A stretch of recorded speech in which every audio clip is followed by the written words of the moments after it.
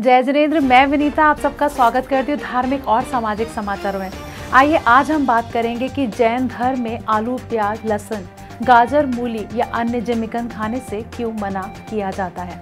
आज आपको बताएंगे कि जिमीकंद नहीं खाने का साइंटिफिक और आध्यात्मिक कारण क्या है।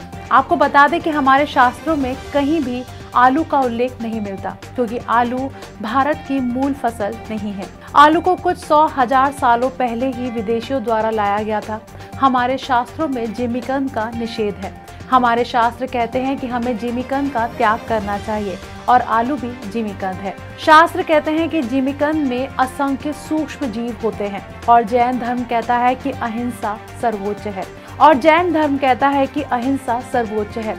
जैन धर्म में कहा गया है कि अहिंसा ही मनुष्य का सबसे बड़ा धर्म है। हमें सूक्ष्म स्तर पर भी हिंसा नहीं करनी चाहिए और जिमीकंद को खाने का मतलब है असंख्य सूक्ष्म जीवों को खाना।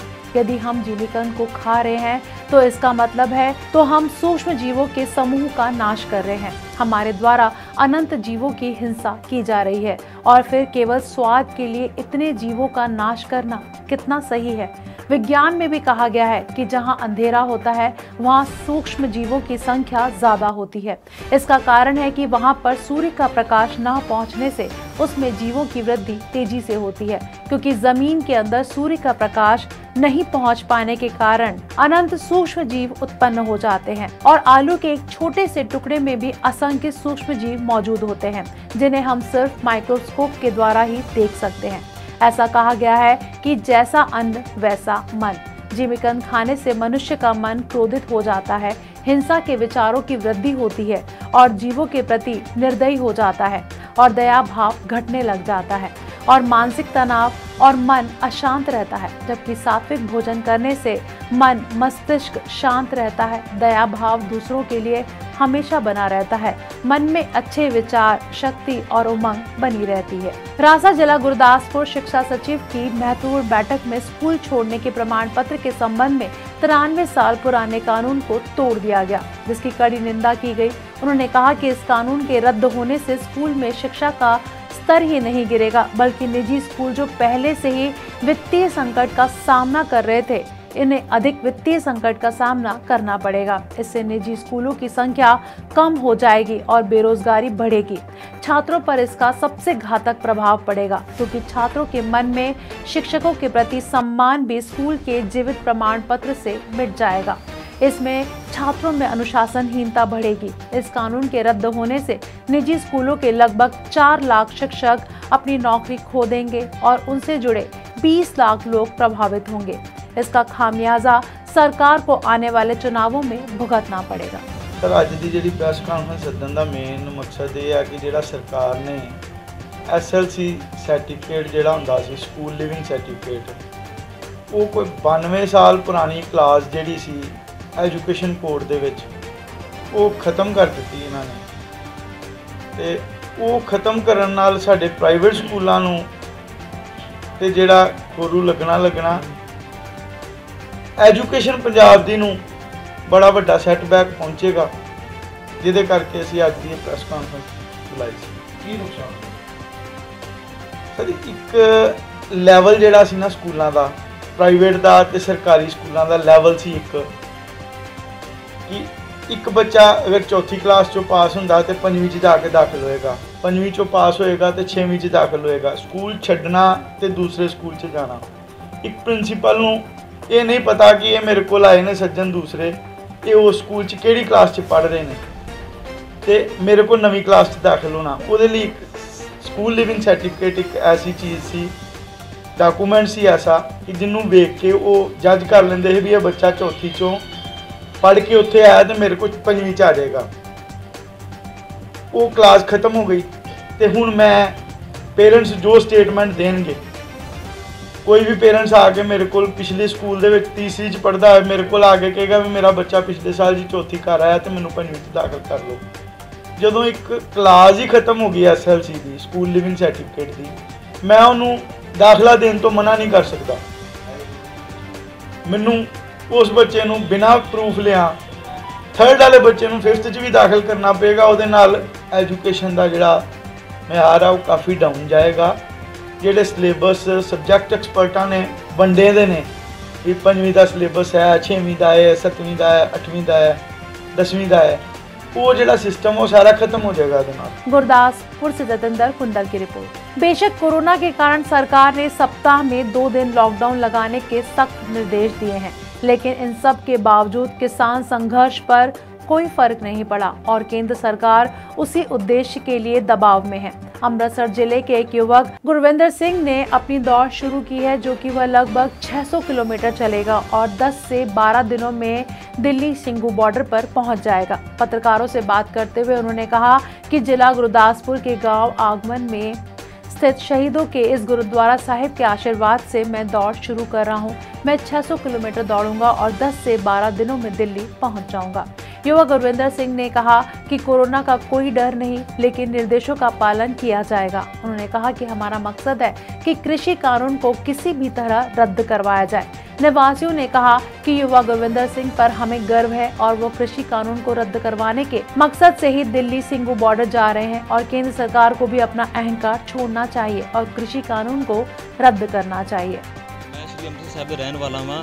ਮੇਰਾ ਮਕਸਦ ਇਹ ਆ ਕਿ ਮੈਂ ਸੁੱਤੀ ਸਰਕਾਰ ਨੂੰ ਜਗਾਵਾਂ ਕਿ ਉਹਨਾਂ ਨੂੰ ਪਤਾ ਲੱਗੇ ਕਿ ਕਿਸਾਨ ਕਿੰਨੇ ਦੁਖੀ ਨੇ ਕਿ ਤੁਸੀਂ ਜਿਹੜੇ 3 ਕਾਨੂੰਨ ਪਾਸ ਕੀਤੇ ਨੇ ਉਹਨਾਂ ਨੂੰ ਜਗਾਉਣਾ ਚਾਹੁੰਦਾ ਮੈਂ। ਮੇਰਾ ਮਕਸਦ ਇਹ ਆ ਕਿ ਸਾਰਿਆਂ ਨੂੰ ਲੋਕਾਂ ਨੂੰ ਵੀ ਜਿਹੜੇ ਘਰੇ ਬੈਠੇ ਨੇ ਜਿਹੜੇ ਕਹਿਣ ਦੇ ਨੇ ਕਿ ਅਸੀਂ ਸਹਿਯੋਗ ਨਹੀਂ ਦੇ ਸਕਦੇ ਉਹਨਾਂ ਨੂੰ ਜਗਾਉਣਾ ਚਾਹੁੰਦਾ ਸੁੱਤੇ ਲੋਕਾਂ ਨੂੰ ਵੀ ਕਿ ਤੁਸੀਂ ਆਓ ਆਪਣਾ ਥੋੜਾ ਟਾਈਮ ਕੱਢੋ ਤੇ ਕਿਸਾਨਾਂ ਦਾ ਸਾਥ ਦਿਓ। ਮੈਂ ਕਿਸਾਨ ਨਹੀਂ ਆ ਪਰ ਮੈਂ ਇਨਸਾਨ ਹਾਂ, ਪਰ ਮੇਰੀ ਜ਼ਮੀਰ ਹੈਗੀ ਆ। ਠੀਕ ਆ, ਸੁੱਤੀ ਜ਼ਮੀਰ ਵਾਲੇ ਇਨਸਾਨਾਂ ਨੂੰ ਮੈਂ ਜਗਾਉਣਾ ਚਾਹੁੰਦਾ ਕਿ ਤੁਸੀਂ ਉੱਠੋ ਤੇ ਕਿਸਾਨਾਂ ਨਾਲ ਖੜੇ ਹੋ। ਇਹ ਸਥਾਨ ਸ਼ਹੀਦ ਸਿੰਘਾਂ ਦਾ ਸਥਾਨ ਸਾਡੀ ਕੌਮ ਦੇ ਅਣਖ ਦਾ ਪ੍ਰਤੀਕ ਆ। ਮੈਂ ਸ਼ਹੀਦ ਸਿੰਘਾਂ ਦਾ ਆਸ਼ੀਰਵਾਦ ਲੈ ਕੇ ਜਾਣਾ ਚਾਹੁੰਦਾ ਮੇਰੀ ਦੌੜ ਸਫਲ ਹੋਵੇ ਤੇ ਕਿਸਾਨਾਂ ਦੀ ਫਤਿਹ ਹੋਵੇ। ਕਿੰਨੇ ਕਿਲੋਮੀਟਰ ਦਾ ਸਫ਼ਰ ਹੈ ਇਹ 600 ਕਿਲੋਮੀਟਰ ਦਾ ਸਫ਼ਰ ਹੈ ਜੀ। ਕਿਸ ਤਰੀਕੇ ਨਾਲ ਦੌੜ ਸ਼ੁਰੂ ਕਰ ਰਹੇ ਤੇ ਕਿੱਥੇ ਹੋ ਜਾਓ? ਮੇਰਾ ਪਹਿਲਾ ਪੜਾਅ ਸ਼੍ਰੀ ਅੰਮ੍ਰਿਤਸਰ ਸਾਹਿਬ ਆ। ਸਾਡਾ ਪਹਿਲਾ ਪੜਾਅ ਉੱਥੇ ਖਤਮ ਹੋਊਗਾ ਤੇ ਅਸੀਂ ਸ਼੍ਰੀ ਤਰਨਤਾਰਨ ਸਾਹਿਬ, ਸ਼੍ਰੀ ਗੋਬਿੰਦਗੜ੍ਹ ਸਾਹਿਬ, ਜਲੰਧਰ, ਲੁਧਿਆਣਾ ਵਾਇਆ ਅੰਬਾਲਾ, ਕੁਰੂਕਸ਼ੇਤਰ, ਸਿੰਘੂ ਬਾਰਡਰ ਪਹੁੰਚਾਂਗੇ ਜੀ। ਕਿੰਨੇ ਮੈਂਬਰਾਂ ਦੀ ਟੀਮ ਜਾ ਰਹੀ ਹੈ? 6 ਕੌਣ ਕੌਣ ਰਹੇਗਾ ਟੀਮ ਦੇ ਵਿੱਚ? 6 ਮੈਂਬਰੀ ਟੀਮ ਹੈ ਜੀ, ਜਿਸ 'ਚ ਮੇਰੇ ਪਿਤਾ ਜੀ, ਮੇਰਾ ਇੱਕ ਭਰਾ ਤੇ ਮੇਰੇ ਇੱਕ ਮਾਸੀ ਜੀ। ਪਰਿਵਾਰਕ ਟੀਮ ਹੈ ਜੀ।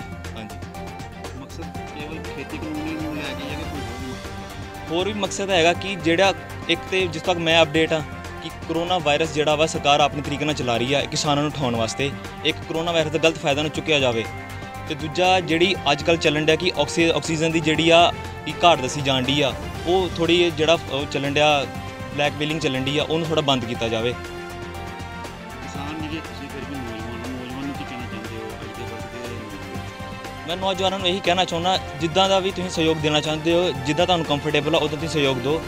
ਮੈਂ ਕਿਸੇ ਵੀ ਤਰੀਕੇ ਨਾਲ ਸਹਿਯੋਗ ਨਹੀਂ ਦੇ ਪਾਇਆ, ਬਸ ਮੇਰੇ ਕੋਲ ਇੱਕ ਫਿਟਨੈਸ ਸੀ, ਮੇਰੀ ਦੌੜ ਸੀ, ਜਿਹਦੇ ਨਾਲ ਮੈਂ ਹੁਣ ਸੋਚਿਆ ਕਿ ਮੈਂ ਇਹਦੇ ਨਾਲ ਹੀ ਕਿਸਾਨਾਂ ਦਾ ਸਹਿਯੋਗ ਦੇਵਾਂ। ਪਹਿਲਾਂ ਵੀ ਕੋਈ ਪ੍ਰੈਕਟਿਸ ਕਰਦੇ ਹੋ ਜੀ ਪਹਿਲਾਂ ਦੌੜ ਲਾਉਣ ਤੋਂ ਪਹਿਲਾਂ ਪ੍ਰੈਕਟਿਸ ਕਰਦੇ ਰਹੇ, ਉੱਦਾਂ ਮਾੜੀ ਮੋਟੀ ਫਿਟਨੈਸ ਦਾ ਸ਼ੌਂਕ ਆ ਜੀ। ਕਿੰਨੇ ਕਿਲੋਮੀਟਰ ਰੋਜ਼ ਦਾ ਸਫ਼ਰ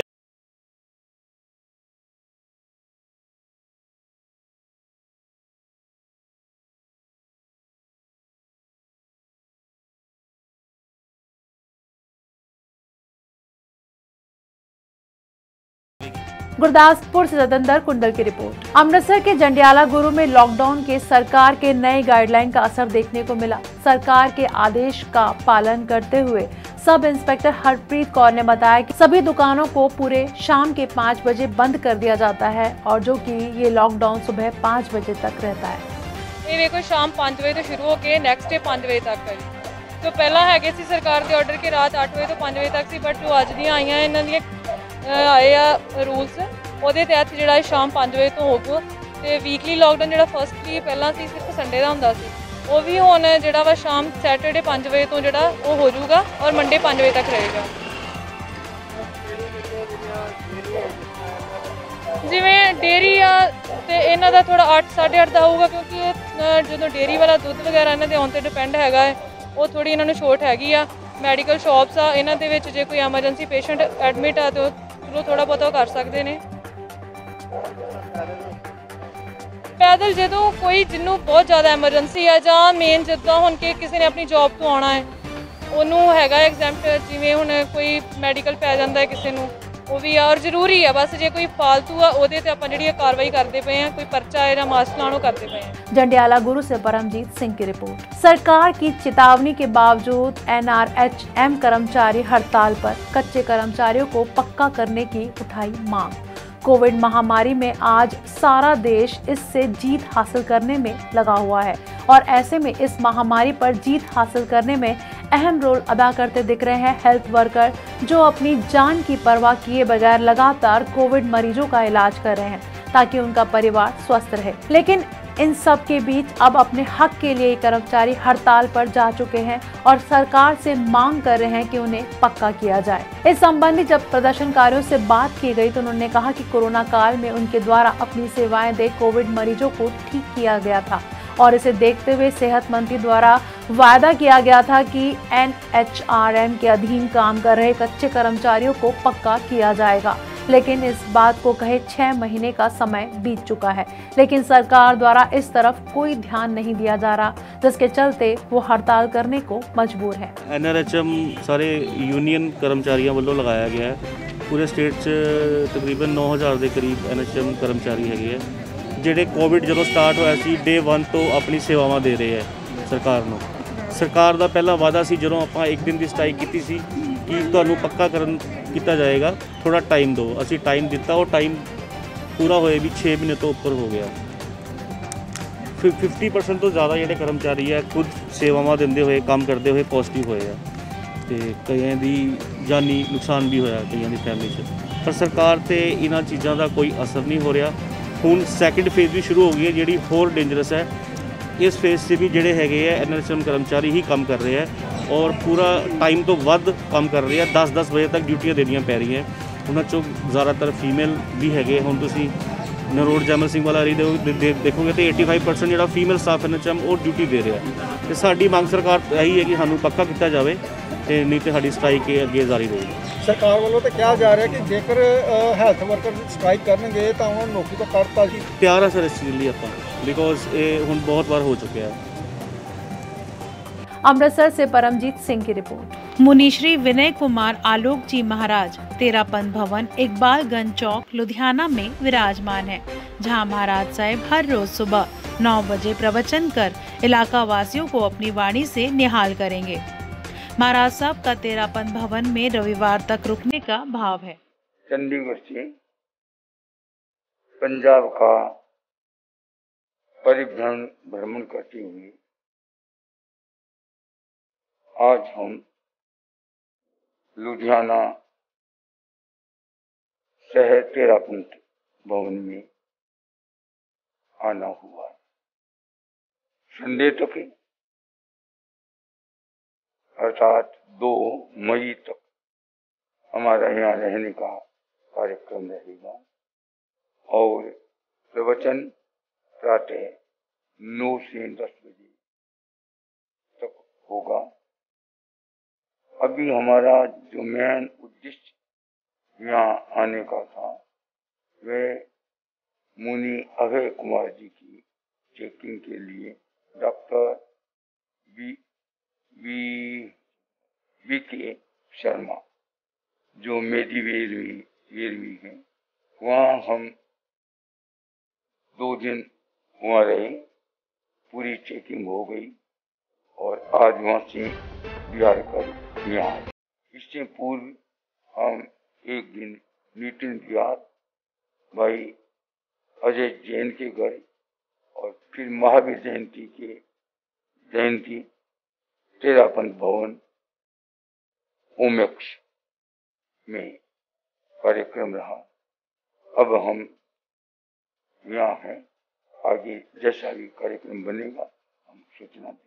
लुधियाना से कैमरामैन विकास के साथ परमिंदर सिंह रोमी की रिपोर्ट। दिन प्रतिदिन कोरोना के जो मामले वो बढ़ते ही जा रहे हैं। आज हम आपको बताएंगे कि कोरोना से बचने के लिए हम किस तरह की दिनचर्या अपना सकते हैं। सबसे पहले सुबह उठकर गर्म पानी का सेवन करें और अगर हम पूरे दिन की बात करें तो दिन में भी गर्म पानी का ही सेवन करना चाहिए। वैसे तो गर्मियाँ बढ़ रही है तो ठंडे पानी को छोड़कर गर्म पानी का ही सेवन करें। अपने इम्यून सिस्टम को ठीक रखने के लिए घर पर बना हुआ खाने का ही सेवन करें। बाजार का खाना अवॉइड करना चाहिए। हाथों को बार बार हर आधे घंटे में धोएं और अगर बार बार हाथों को नहीं धो सकते हैं तो सैनिटाइजर का उपयोग करना चाहिए। अगर कहीं बाहर जाकर आते हैं तो आकर नहाना चाहिए। कोरोना की लहर को देखते हुए सरकार की तरफ से ये भी कहा जा रहा है कि घर में भी आप मास्क का प्रयोग करें और अगर कोई व्यक्ति बाहर से आता है तो कुछ समय के लिए उससे दूरी बनाकर रखें। मास्क को एक दिन से ज़्यादा उपयोग ना करें। घर में साफ सफाई का विशेष तौर पर ध्यान रखें और जो भी देसी काढ़े हैं जिनमें लौंग, बड़ी इलायची, तुलसी, अदरक, काली मिर्च डालकर बनाएं और इस काढ़े का दिन में एक बार सेवन जरूर करें। आपका ब्यूरो रिपोर्ट। आज के समाचार बस यहीं तक। मैं विनीता कल फिर हाजिर होंगी कुछ और समाचारों के साथ। तब तक आप बने रहिए आत्मा चैनल के साथ। जय जिनेंद्र।